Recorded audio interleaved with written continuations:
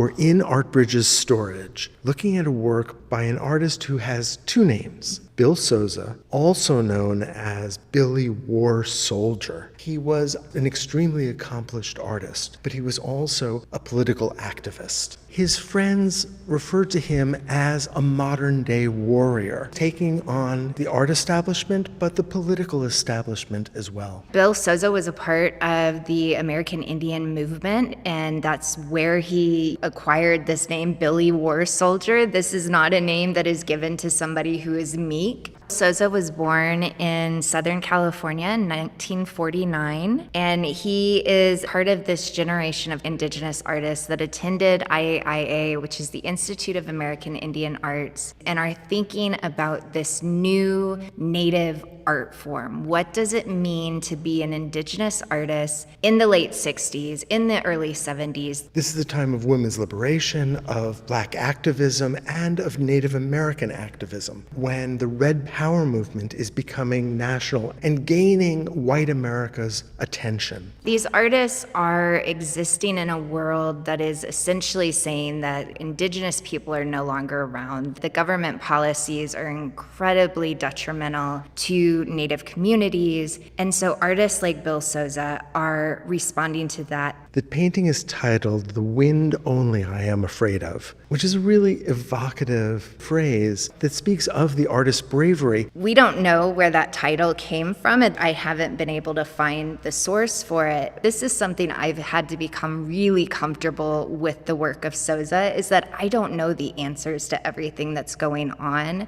but there are things that I start to pick up on as I'm going through it, of this heartline that's coming out of the buffalo and then emerging into this deep blue sky with red and white stars. Obviously, this is somehow referencing the United States government. And these kiva steps in a very almost Pueblo scene, and then it just continues with the green scene of, is it a rainstorm or is it a field with flowers, and this repeating motif of circles, and then the pink at the bottom. There's so much that's happening, and you want to decipher it. But I think in the same way that the title doesn't have a clear answer, the painting, to me, does not have a clear answer, and that's okay. The painting for me is also really complicated because it sits between figuration, a representation of the landscape, and also pure abstraction. It's jarring in the way that it flips me back and forth. And so you have this incredible tension between two-dimensionality and three-dimensionality.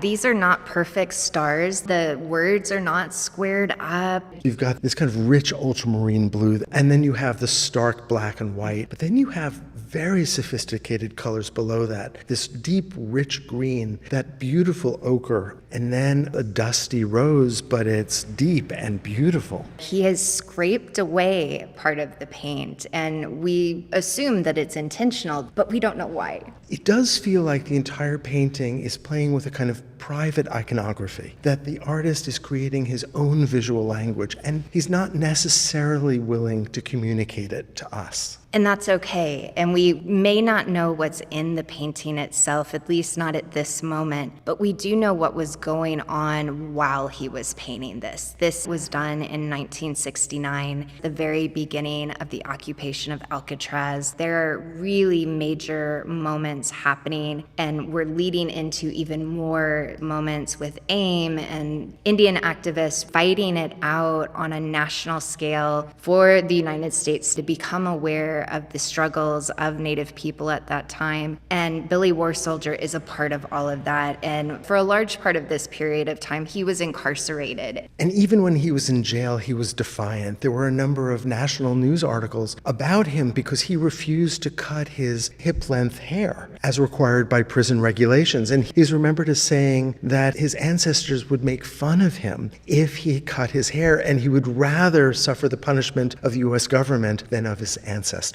Yeah, He was willing to do the hard things, and now there is religious freedom within prisons for Indigenous incarcerated men and women, that they don't have to cut their hair because it is seen as a religious practice, and is responding to this long history of Indigenous people being forced to cut their hair. And so that is something that you bring into the legacy of this painting, that activism, that focus on defying what he understood to be against his traditional ways and then rectifying it through contemporary methods. And I have the feeling that even if the US government was trying to muzzle him, he still could speak through his art. Absolutely, and the art lives on and will have a life beyond Bill Soza, beyond Billy War Soldier, beyond all of us. And that is a really wonderful thing, because people will keep wondering, what is this painting doing? This is about bravery, the wind only I'm afraid of.